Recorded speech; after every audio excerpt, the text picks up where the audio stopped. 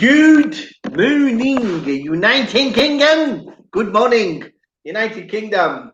And good morning to the live drive time session with Lakhi Singh.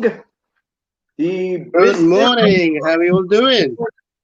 Yes, I'm doing fine. How are you doing, sir? Very well, thank you. Very well. So are you watching the news? Are we keeping our ears and eyes to the television, watching to see if the insurrection takes place again, or whether the handover transition of power to Mr. Biden or select President Joe Biden is done peacefully?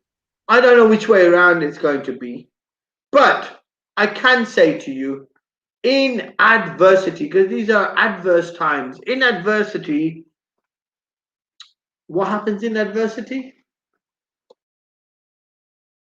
That's right. In adversity lies opportunity. And the opportunity for me is to find my glasses, because today, for some reason, my glasses have gone AWOL. And I think I found, oh, here we are. Got them here. So in adversity lies opportunity. So the opportunity is that we've got time, I think, now during lockdown and during the uncertainty of lockdown. So we go to the saying of for today's topic, I think, that during the uncertain times of lockdown, how to manage our energy levels. Now, in order to understand this topic, we will be inviting the lovely Deborah, as usual.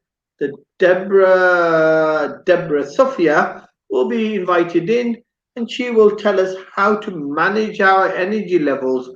And I think there's lots of new technology and knowledge out there that people may want to have a check of.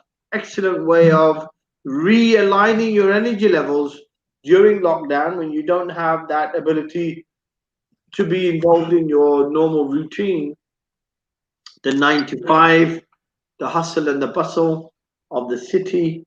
And the city means anywhere in the city. So whether you're in sunny Scotland or in drizzly Manchester or in sunny London, city of work, or the metaphor of work being that in lockdown everything is now no longer as it was. How do you manage your energy? Maybe it's an excellent time for you to actually concentrate on your energy levels. Things you don't normally think about have become slightly more important. So we'll have the lovely Deborah Sophia on after about 10-15 minutes to come in and explain to us how she manages her energy level. Now we can do the same. So Lakhi Singh, good morning. What's the weather like there in the southeast of England, in the London, in the square mile? The weather is a bit cold. Getting colder. Went for a long walk yesterday, and this morning it's went for quite a long walk last night. Yeah. And then this morning is quite cold actually. There's around about 3 or 4 degrees, and it's raining quite a lot. Were you snuggled in your bed?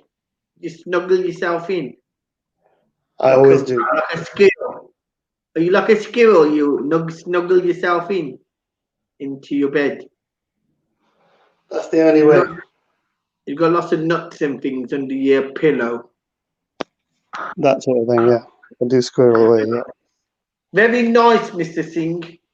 So you are managing the art of managing your energies by stowing away lots of nuts under your pillow like a little squirrel. So Lakhi Singh, the and the property fixer. And as usual, talking about the alternative business and property solutions community, we are always trying to do things in an alternative way, because the environment has become alternative. It's an adverse environment, and in adversity does come out of adversity and opportunity. That's right. The opportunity comes out of adversity. And talking about the opportunity to manage your energy levels, which is a topic for today, how to manage them in a very holistic way. So we've got the expert. She's waiting backstage. We've had Deborah on before, teaching us the art of hugging properly, because I know it seems like a normal act, but it actually is a science. And the energy levels in the body get tuned when you hug. So you need to understand how to hug as well. Maybe that's a way, one of the techniques Deborah is going to be telling us as to how to balance or manage our energy levels during the uncertain times of lockdown. So can we have the lovely Deborah Sophia, who's waiting backstage, to come on and join us? Deborah. Good morning. My camera's off. Your camera is off. Yeah, it's StreamYard does not like my my Mac for some reason. Right, your StreamYard does not like your Mac. You need to do a bit of conflict resolution there, then, I think, Deborah, between your Mac I do it every time with StreamYard. So I'm going to leave and then come back in again and see if that resolves it. That may resolve it. Yes, we shall wait for you. Okay, I'll see you in a minute. Continue without you. So, Lakhi Singh, first question to you while we're waiting for Deborah to come back again. So, tell us, in adversity lies, what does lie in adversity? Opportunity. That's right, opportunity.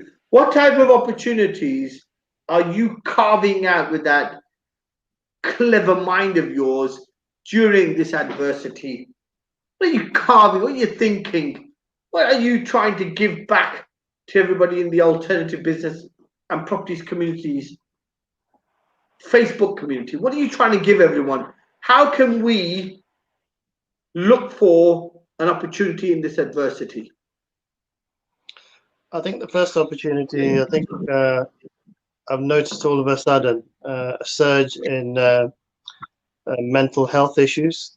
A lot of people are coming to me for issues such as insomnia, deep anxiety, and I think a lot of the issues are actually underlying issues are possibly from some sort of trauma, or people have had some sort of difficulty with their finances or their health, and but they seem to be now be multiplied by a higher multiple in terms of what they're feeling.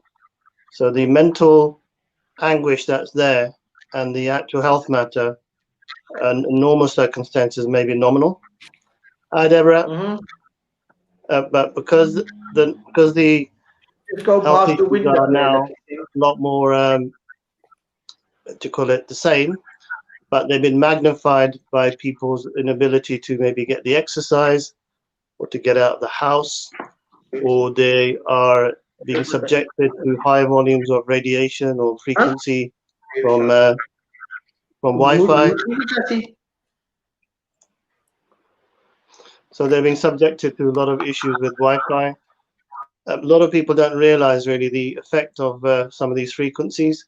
So I think, in fact, Deborah is now the perfect person to now help people to understand how they fight, like in the Matrix. But literally, this is actually whatever's happening is literally a situation like the Matrix, because people are subjected to a lot of fear, and it's actually putting a lot of anxiety in their body.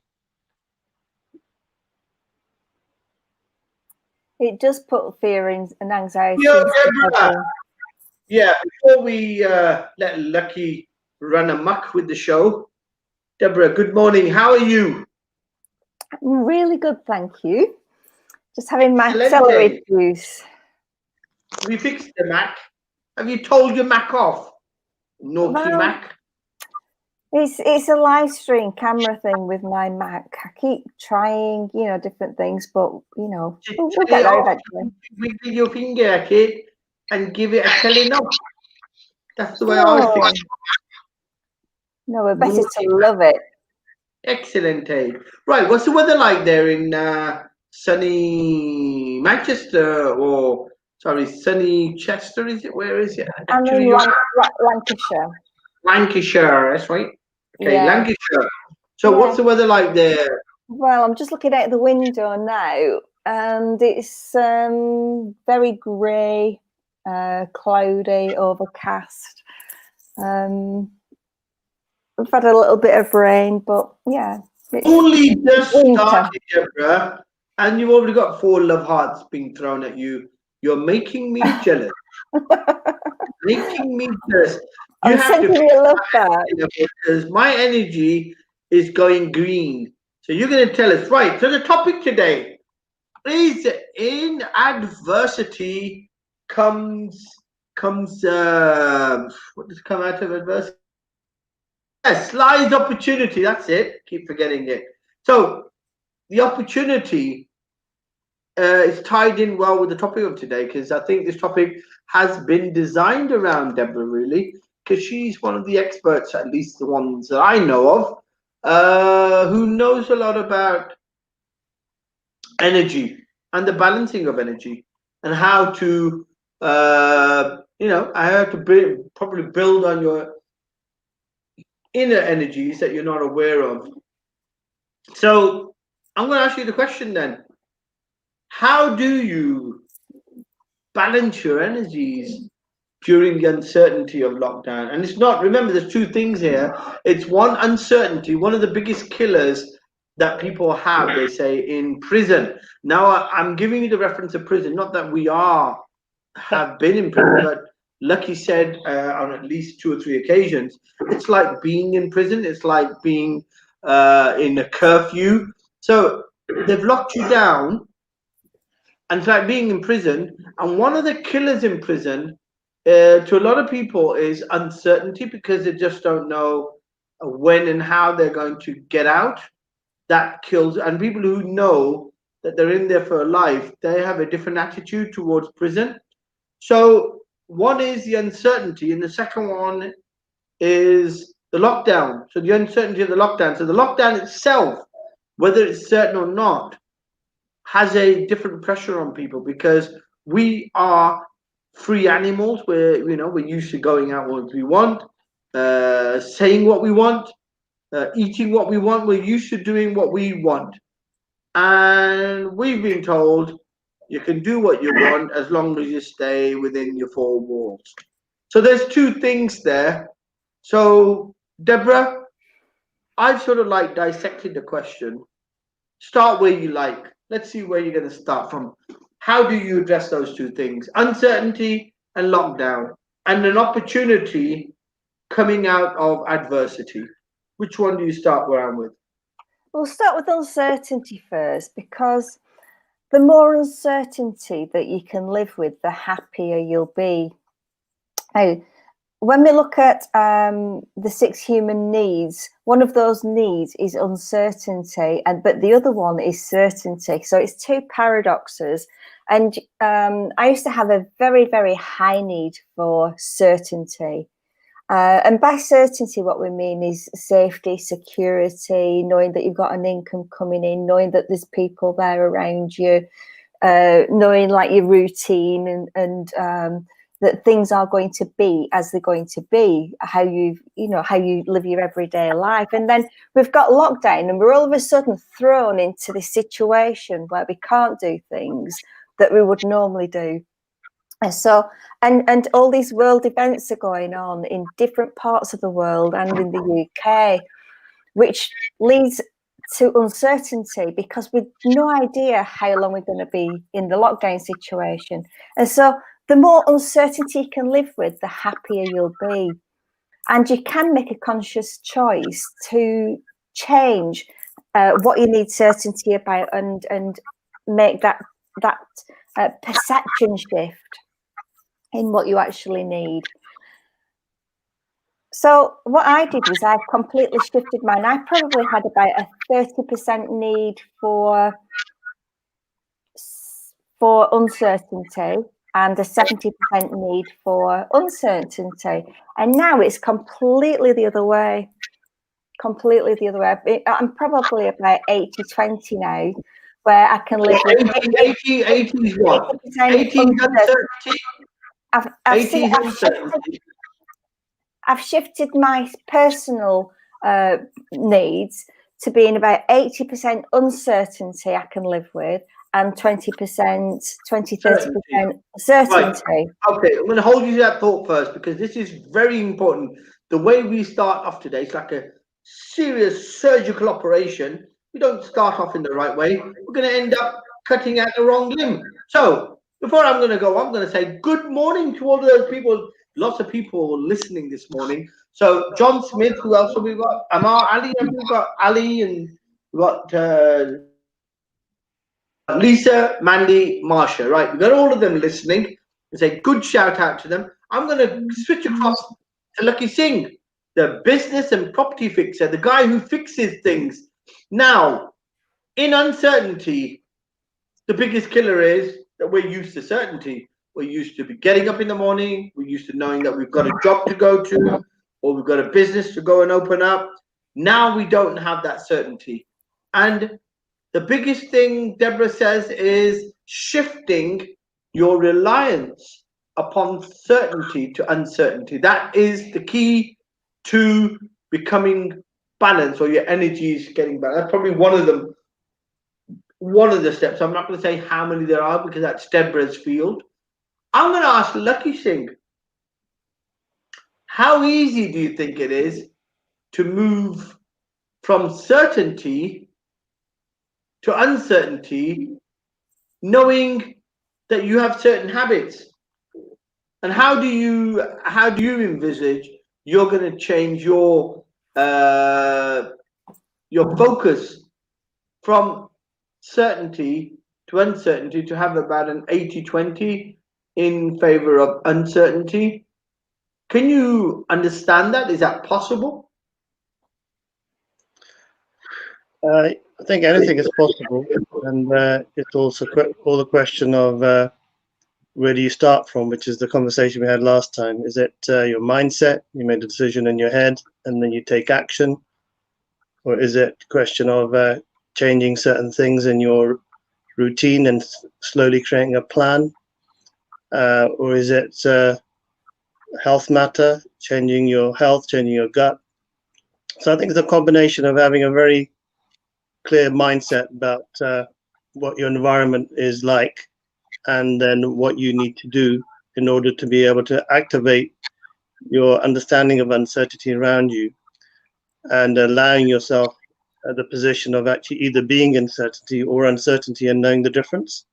So, and I think it's easier to be in certainty, but you may end up being stuck in a bad friendship, bad circumstances, family member, in a relationship, in business, or at a job. So I think it's a hugely powerful conversation in terms of how to activate your, let's just say, those 4 or 5 things to be able to jump from being a very sort of set sort of person into somebody who can accept change. Okay, you're naturally a hoarder. Okay, you admitted it before on the show, or we've spoke about hoarding and the art of hoarding. So a person who's not able to accept change very quickly.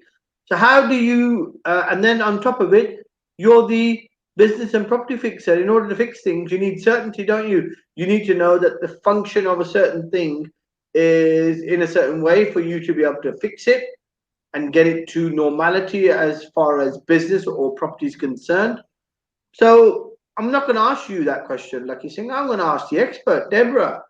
You've got someone who finds it very difficult to let go of things.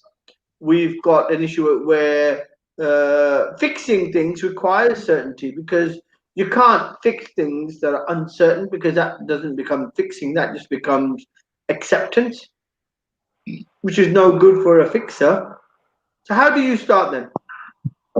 What's the first point of call? How do you break your habits that you can't change, or you find it difficult to accept change or let go of things? How did you, what, I mean, because I remember you said yourself, you had a house full of stuff that you'd hoarded. I mean, you were like cards that somebody had given you when you were 3 years old, hoarded. So you're a serial hoarder. So how did you manage then to let go of that then and accept the change from 20 to 80% variant? How you done? What's the first thing you had to do?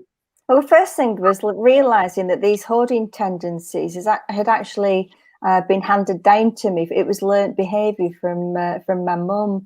Like, she was, like, brought up during the war when things were very scarce, and her parents told her, like, you can't throw anything away. You've always got to make a use for everything. So therefore, it becomes very difficult to let go of something, and then you get like an emotional attachment to it. And so once I'd realised that these tendencies had been passed down the generations as a result of circumstances, I realised that I could change those tendencies. And I sort of had to do the inner work. I had to look at, like, why did I have such a strong emotional attachment to these material things, like that like just little things like the cards, for example, not being able to throw them away because it had somebody's signature on it. And then I personally did the inner work and looked at letting go. Looks like we've lost VJ Sal, so I'll just continue to talk. So letting go and going through a process of thinking, well, what is it about this thing that is keeping me holding on to it? And so I went through that process of shedding the layers, and it's like deep emotional stuff. So Lakhi, I don't know if that sort of helps or not, like non-attachment to things. And what I find is that the more I let go, the easier it became. It seems like we've got a bit of a bad connection because you're frozen on my screen. I think VJ Sal's gone, but can you see me okay? Am I still moving? Yes, I can see you perfectly. Okay, so hopefully the viewers can see us as per normal as well. Okay, so I mean, just to go back to the deeper topic while we're waiting for VJ Sal, is with the challenges that people are facing now on top of their normal challenges, the level of uncertainty is actually increased, maybe with Brexit, with the unknowing element of their jobs, and their not being able to see their loved ones, being in lockdown and sort of being set a strict regime of what they can and can't do, not even be able to go and pick up food from a coffee shop or go into a takeaway anymore. It's not possible. So the question is, what are the counter strategies that people should be adopting now to try and solve the problem of mental health? So it's about perception. Everything is perception. Yeah. We can be prisoners in our house if we look at it as being a prisoner, or we can look at it that we're free to do things that we've not done for a long time. Like, if we're really busy in the hustle and bustle of life, it stops us from doing certain things. And so it means that now, instead of like being a prisoner, we've got more opportunity to connect with ourselves, because a lot of people find distractions because they want to deflect from doing the inner work. And so it gives us an opportunity to do this inner work. And by doing the inner work, I mean having a look at what makes you tick, having a look at what drives you. And there's many, many different resources that you can look at online for doing this. You know, go onto YouTube and look at things like limiting beliefs, look at things like perception shifts, and make lists for yourself. You know, lists of like what's important to me in life. List of things can be unlimited now. And I can I listen up to the fact that you said your mom giving you advice because she's in the war. And it's not you did not use it. Not to do the paradigm shift to unwind.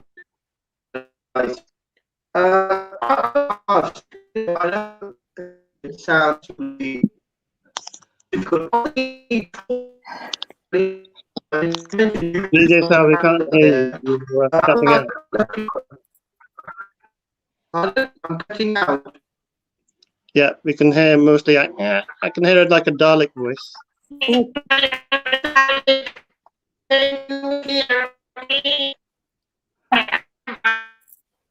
Yeah, your image is frozen as well, VJ Sal. So your internet connection isn't good this morning.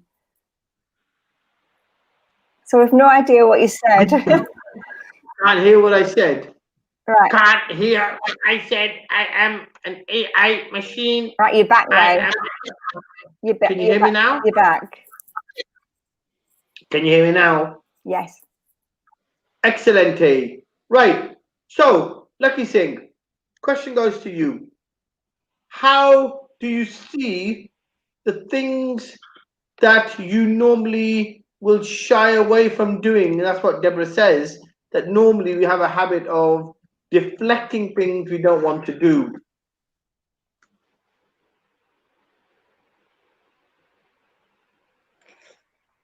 I think VJ Sal's frozen again now. And I think her question is asking me is, how do I see things that I normally don't want to do? Okay, so the question, that's the question. The answer is that, yeah, I think it's probably even more difficult to actually move out of trying to get things done when you've got quite a lot of moving parts in what you're doing on a daily basis. Let me just listen into them, yeah? So just to sort of reiterate the question that VJ Sal's back is that, you know, what is it that I'm sort of doing to deal with making my changes? So what I'm doing personally is that I'm just being conscious that things are moving on around me, but I'm also trying to take on the thinking that Deborah is just suggesting to people, which is that technically you got to have a free mindset. So you got to be not thinking about the problem, but thinking about the solution. So I am actually thinking this is an opportunity, and to lead the way in terms of raising people's energy when I see them, because all too often I'm finding a lot of people are having a lot of low energy now. I'm thinking I've got a big problem. I can't find a job. I can't go for interviews. I'm in lockdown. I can't see any friends. So those people, especially that are very, very focused in on, they've always relied upon their environment, are now really feeling the pinch emotionally and also potentially financially, and also in their social circle limited in terms of the connection they may have had. So the sort of networking butterflies, I would call them, are probably now thinking, you know, I'm stuck at home. And they've had a sort of a dependency on going out and meeting people. There's almost like a semi-addiction. So those sort of people are suffering now in terms of their psychological profile. So I think what Deborah is saying is a very, very good point, which is you need to start thinking about the freedom that you've got, because you've got a lot more time on your hands. You've got the ability to maybe catch up with positive messages or books that you may not have read. There's still an opportunity, if you can go for a walk, to maybe listen to an audiobook, and have some more motivational things that you can be listening to. So I think you just have to have a growth mindset, in my opinion, to be able to counter what's happening out there. Would you agree, Deborah? I'd completely agree with that. And when you're talking about the networking, the social butterflies, you can do that online. I've done a lot of networking online whilst I've been in lockdown. There's lots of Zoom calls. Like have a look at your local BNI organisation, or do searches on women in business, or do searches on different networking opportunities for whatever interest field that you're in. Like I'm a member of the FSB, that's the Federation of Small Businesses, and they do online networking. There's local organisations that do it, and there's national organisations, and it's really good for business doing online networking. It's a lot quicker to actually hop on a Zoom call and network with people, and then follow up on one-to-ones with on Zoom later on.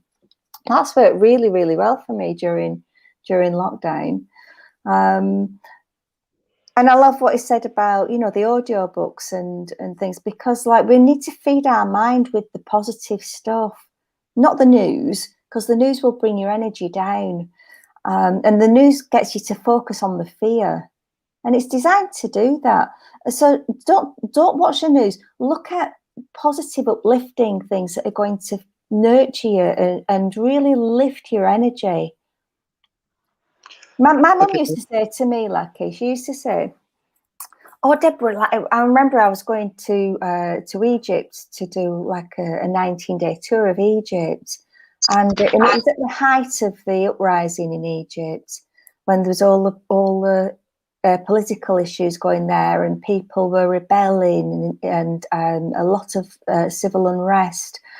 And so I went at that time, because like to me it's like the best time to go. There's no tourists." But my mum was really worried, and her attitude was, "Oh, please don't go. Look at all this trouble that's going on over there." And I said, "Mum, don't worry." She said, "If I don't worry about you, who will?" And this is the thing, that when you look about worry, right, we can worry about all the world events that are going on, but that does not solve the issue. That makes it worse, because we're putting that energy out into the field, that which the field of intelligence, and we're putting that fear into the field, and then other people that you're coming into contact with are picking up on that fear energy. So if you want to be of service to yourself and your family and the world as a whole, it's so important that we're putting the right intention into the field, because on a quantum level, we're all connected. And what you do to yourself impacts everybody else around you. Yeah, I definitely agree that we've just got to have your mojo about you in this very, very, let's say, different environment. So I think what I would say is that if anybody is feeling a lot different because of what's going on around them, then they're really going to question what it was all about before this, because maybe we are too reliant on to be fed by the news. Maybe we are too reliant upon having a nanny state or being told what to do, and we are maybe reliant on too much of our environment. But seeking solitude and peace within, I know it sounds very, very sort of idealistic, is possibly the way things should have been in the first place, and people haven't necessarily realized that that's where things should really start from. And a lot of people have been living a double life, where they go out and they have to be somebody, but now you've got an opportunity to really, truly, deeply connect with yourself at a health level, at a soul level, at a prayer level, at God level, at diet level, at love level with your family and your relationships with your children, your family, your loved ones. So I think it's not not trying to sound like a pastor or a preacher. I think having that time really, and to have that solitude could actually create a completely different life for a lot of people. I think this could be a life-changing event for those of us who choose to actually look at it in that way. I know it might be a bit deep for a Monday morning, but I think that's truly the case. I agree with you, Lakhi. You know, it's that opportunity. We can either look at things as being bad or good, but actually, when you look at it from a different perspective, because we're talking about perspectives, it's neither. It just is. And what I do, like a technique that people can do, is rather than getting embroiled with everything that's going on, look at it from the observer perspective. You mentioned right at the start, Lakhi, about getting out of the matrix, and that's how you do it. You do it from an observer perspective, from a 5D perspective rather than a 3D perspective. So in terms of, I think we've all got a journey. And I think it'll be good for you to share some of the tools and the tech that you've got that really is helping a lot of people. I've obviously, for viewers that are not there, Deborah and I are now working together. We actually met on Facebook not too long ago, and I've started working with Deborah with the frequency technology, which has certainly helped me in many ways, and I've brought it to tens and twenties of people, which I know now. But I think it could touch the lives of potentially hundreds of millions of people, because it could be the solution to the matrix illusion, and sort of, let's just say Deborah could be the Neo with all the fighting moves to actually help you guys, us fight the, you could sort of say mind wars. It's called mental health wars that are out there. What do you think, Deborah? Well, would you like to take the red pill or the blue pill? But yeah, frequency technology is awesome. Everything in the universe is frequency, everything. And the device that myself and Lakhi are working with is a class 2 medical device for the relief of pain, and that includes emotional pain like depression.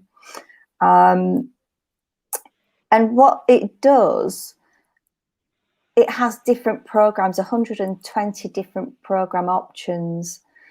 And so you can run a program, a frequency program for a specific thing. So like I just mentioned, it's a pain device for chronic pain, acute pain, mental pain. And so you can select a program, download it onto the device. Mine's over there. And it's a very, very small device, very small.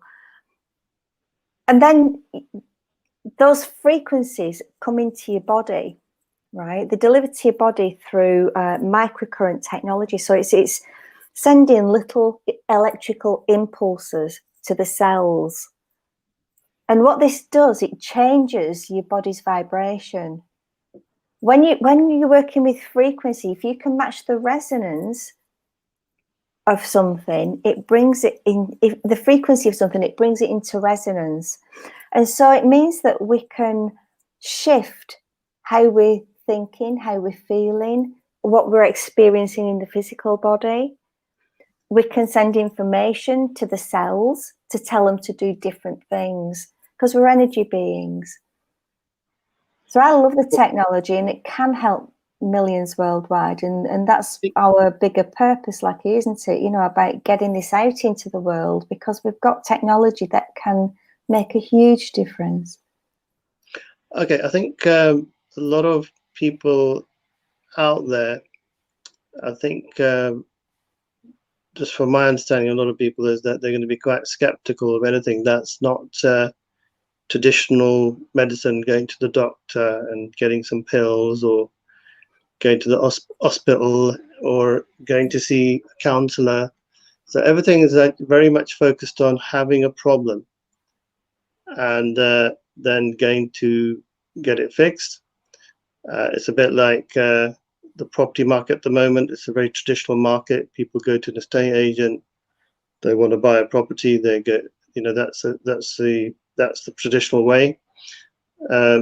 So finding a different way of doing things, or an alternative way of doing it, is very important for this show, and it's vibration. So I want you to talk a little bit, maybe less about the technology. The technology, I think, is one part. But what sort of things you think with the devices that you've got are the things that you've seen can help with people? I know that technically we can't make medical claims, but you can talk about the experience of people that have either started making income from it, or had an experience of it, you know, changing their lives and their sleep patterns, or because I know certain people are suffering from insomnia, or people suffer from maybe hypertension, or memory loss, or, you know, eyesight. What are the sort of things that you think it can help with? Because people probably want to try and relate it to their personal issues to sort of see really what's important to them. And you know, I suppose things like anxiety and mild depression, these sort of things, how do frequencies impact these type of things? And give us a bit more of a basic introduction for the viewers out there, because I think me and you are now almost well, you're a professional user, I'm more intermediate, I would say. So first of all, we can't make any disease claims. We're not allowed, and we're only allowed to give our own personal testimony, not of anybody else's. So we can only talk about our own personal experience, and that's for compliance reasons, because of the medical system that we're in, which is very tightly regulated. You know, and I don't really like talking about this because we know that big pharma controls everything. You know, they control the purse strings, and the training that doctors get is funded by big pharma. And so, like, if we just go back to before big pharma came out, people healed the body from natural medicines, didn't they?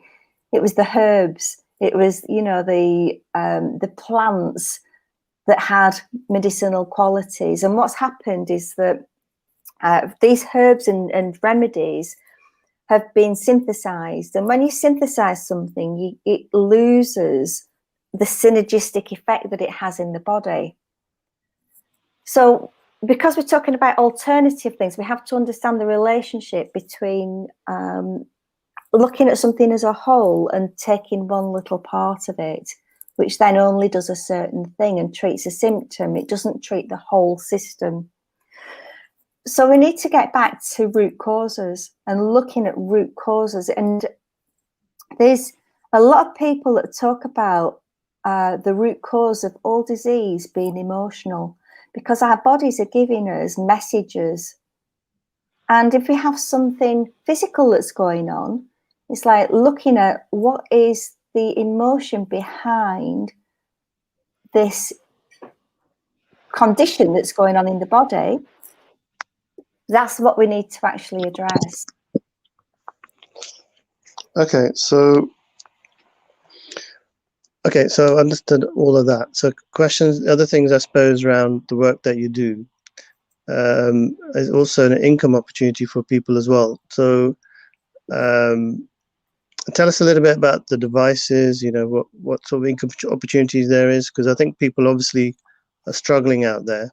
And if there's a way of work, if they're health practitioners and they're already talking to people at a health level, because they do acupuncture, or they do you know, some sort of Reiki or other things. Tell us a little bit about the tech and how people could benefit from working with you to create a new income for themselves, because I think this could be fantastic for certain people. So tell us more. Okay, well, a lot of people have lost the opportunity to earn an income during this time, haven't they? With like if you've got therapists, for example, who are seeing clients on a one-to-one basis, they might be doing like massage and deep tissue work and things like that, and it's like hands-on stuff. Well, all of a sudden they're not allowed to do that. They're not allowed to see other people, and so that affects their income stream. What I've personally found is that with the device, we can use it remotely. So you don't need to be with the person in the same room. And we can do this because of the quantum sensor in the device, which can locate you in the information field wherever you are in the world. So I've been doing sessions via Zoom, for example. But you don't even need to be via Zoom, as long as you've got that client's information. So a photograph, name, date of birth and place of birth, you can actually work with them and send them frequencies remotely. And we know it works. You can just look at the testimonials, for example, on my Facebook page, The Frequency Alchemist, and I do group sessions as well. So there's different ways of actually using the device. And so as people who want to create an income from this, they can purchase the device themselves and then offer it like a new service for people, which will then create an income in terms of a client relationship. Or they can have a membership, and then they can then sell the device. But by selling, what we're not doing, it's not a hard sell at all. We do it through education and letting people make their own informed choice, which is a very, very different way than sort of, trying to do hard sales, which I'm certainly not into. And then from there, you've got like a retail income, which is a second income stream. And then the third income stream is about taking this out to a wider market, which is what I'm personally doing, because the technology is so brilliant and I just want to get it out there. I'm looking for joint venture partners who also want to share this technology, because by supporting those people, so by me supporting you and you supporting like people that we can then create like a residual income as well. Okay, I mean, the income opportunity sounds very multi-dimensional, so it looks like there's something for everybody. So I think definitely anybody's interested, happy to set up a call. So if you're interested in having a one-to-one session, just put in frequency in the comments box, and we can get up a call set up with Deborah, because Deborah is actually a 24-hour worker, because she's got so much energy because of frequency advice. We can basically slot them in within 24 hours for you. Is that right? That's not actually true, Lakhi, because I'm also very good at sort of balance, and in fact, I'm not very good at it. Yeah, it's important that we get our sleep as well. Okay, so Deborah does sleep. I just thought that she's just available all the time, actually. So when I contact her, she's always available. So it's very rare that you get somebody as busy as Deborah and she still picks up the phone and gets back to you very quickly. So very impressive, Deborah. Thank you. I like to give good customer service. Okay, so I think we've covered quite a lot. I think there's a few shout outs going on now. I think we've had quite a few comments. Unfortunately, I can't see all of them because I'm only on certain platforms. So shout out from Berhan Noor, Dan Pasha, John Smith, Meena Kapoor. I think a lot of other people on there as well. So shout out to everybody. Give yourself all a hug. We are actually talking about energy today, so we should try and increase that energy. So everybody deserves at least 1 minute hug. So let's do a countdown hug. It's starting from now. Just really breathe into that hug. Put your arms around, give yourself a pat on the back. And, physical touch is so important, isn't it? And that's another thing that people really miss. I really miss my hugs and But, you know, you can hug yourself and, you know, just give yourself that connection. Or get a teddy bear, get a big teddy bear and hug your teddy bear. So I think that's 50 seconds. We've got about another 10 seconds to go. Nearly there. Come on, really get in there, Lakhi. There we go, a minute hug. How's that? Managed to squeeze that in. Boom, boom. Okay, so there's just one other thing I'd like to mention as well on strategies, and that is resilience. Build your resilience. Build your resilience to the knockbacks in life, to the setbacks, and realize that even though we're going through these tough times, there's still a lot that we can be thankful for and grateful for. You know, we have a roof over our head, we have food on the table. So keep a gratitude journal, because that helps to shift your energy from feeling really, really down to, just coming into your heart. Well, I think that's a really good one. I mean, somebody, I saw something on TikTok yesterday, funnily enough, and somebody was saying something along the lines of, there's a Japanese word, if you say it every day, and you say thank you 1,000 times a day to money, then you'll easily make £1 million very quickly, because you're thanking the universe for everything. But saying thank you 1,000 times in one day will bring you so much more, because you will be giving energy to all your money. So cash in and cash out, but giving good energy to your money. So I think I've just put that TikTok video out on my social media in the next few days. I think I've put it into this group as well.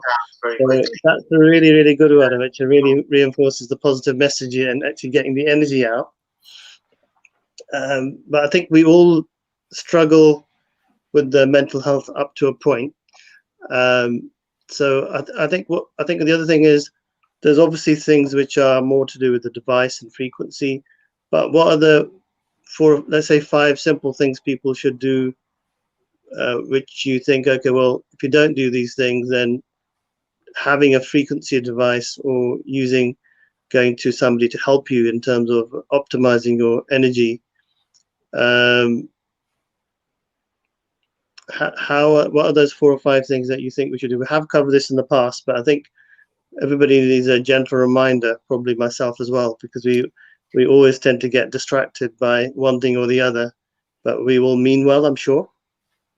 Yeah, so other things like frequency technology is amazing, but it's just a tool, and the other things that you need to be looking at is food, eating the right food, good quality fresh food to get your vitamin, mineral content. So, you know, and about cooking from scratch, not from like processed food, which can actually be not very good for the body. So food is absolutely vital. Another one is drinking clean water. The quality of water in the country varies from region to region. And, you know, I'd sort of encourage you to look for clean water. So get a water filter, filtrate the impurities. So that's another thing, water. Okay. Yeah, what else is Lakhi? What would you say? Well, I think, I'll be honest, I did actually have quite a lot of mind fog. So you probably thought Lakhi's probably not so coherent, not so coherent in what he says sometimes. Obviously, I did that on purpose. So what I suggest is definitely having some sort of weekly regimented routine for exercise. So even if it's once or twice a week for half an hour or an hour, just doing some gentle exercises or cardio is good. Hi, we got Sharon Griffiths on the line with us. Hi, Sharon. Hi, I'm in my dressing gown. That's nice. Because I can. I didn't that's realise. okay. Sorry? So you've got a question for Deborah, I take it? No question. I got sent a link. So I just clicked on the link and just as I was told, and I ended up here. So That's I okay. So I think you're here for a reason. I think it's divine. So you've got to talk about Sharon Griffiths now as well. So Oh, Sharon, dear. tell us a little about yourself. Are you involved with Healy as well? Oh yeah, ages ago. Always. In 1985, I learnt reflexology. It was my first year as a teacher in a secondary school, and then I went on the first night of my evening class, September 1985. I thought, this is interesting, but I don't like the biology and the anatomy and physiology, not for me. But then I realised I had to learn it. So in 91, I did my training with Nicola Hall with the Bailey School of Reflexology. After I'd done some research, there was no internet in those days, remember? So I had to find it out. And on the first session, I thought, I want my school. I want to have a school called Sharon Allen's Reflexology School, SARS. I didn't realise at the time SARS also meant self-assessment reports. So I asked for SARS and I got a lot of those in my jobs. And then I began to teach it. But I'd always, from 85 to 91, I was known as the mad woman, the mad teacher, because I used to practice, show people how to do it safely. And there were so many benefits. And then I used to take kids on Duke of Edinburgh's award expeditions. And they used to do 15 miles over 2 days. Bearing in mind we lived in Essex, there's no mountains in Essex at all. When we took the kids to Staffordshire or Wales or even down the South Downs, there were hills. And the kids, it was the years, I don't know if you can remember these years of shell suits. So Yeah, I remember. Wear shell suits. So one of the key things was don't go near the fire or don't go near the fuel because they obviously burn. But my head called me in one Monday. We had a very successful, wet, challenging weekend where the expedition got bronze. There were about 10 boys and 5 girls on it. And there were 14, 15, 16.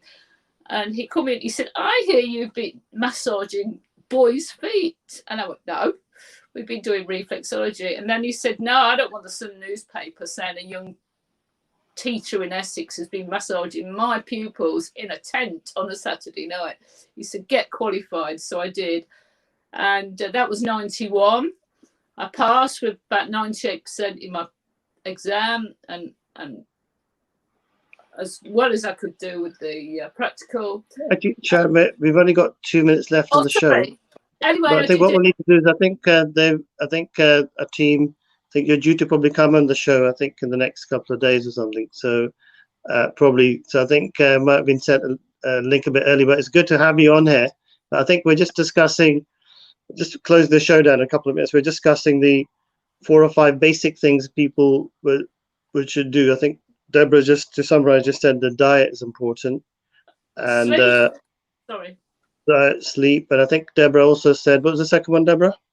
We talked about food, water, exercise. Then you need good quality sleep. Otherwise, you get sort of your body's not healing itself. Okay, so Sharon, what's the next couple we suggest? These are the basic things that people should be doing, because obviously having a frequency device and other things, if people are not doing the basics, then whatever they do, they're not going to be able to take advantage of other wellness products such as reflexology or oxygen chambers or the frequency device that Deborah does. So any other ones to add from your experience? Rest and recuperation. Listen to your inner voice. Leave the baggage on the train. I think Debbie you'd agree with me here. Absolutely. Food, buy food whose words you can pronounce and read. Keep hydrated. Don't say I'm thirsty because it's too late at that stage. And eliminate well with your eliminatory organs. Sorry, what was the last one? Eliminate well with your eliminatory organs.